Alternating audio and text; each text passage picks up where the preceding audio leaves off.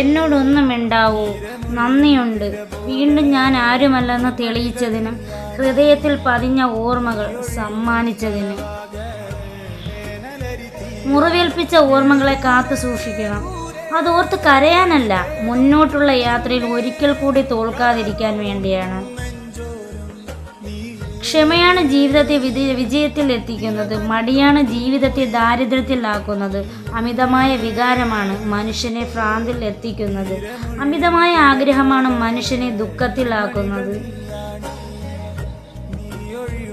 ഒറ്റയ്ക്ക് പിടിച്ചു നിൽക്കാൻ കഴിയില്ല എന്ന് തോന്നുമ്പോൾ എല്ലാവരെയും തോൽപ്പിച്ചുകൊണ്ട് ഞാനൊരു പോക്കങ്ങ് പോകും കേട്ടോ, ആർക്കും എന്നെ തോൽപ്പിക്കാൻ പറ്റാത്തൊരിടത്തേക്ക്.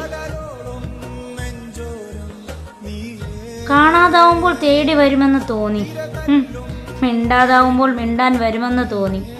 പക്ഷേ ഒന്നും പറയാതെ നീ അങ്ങ് പോയി.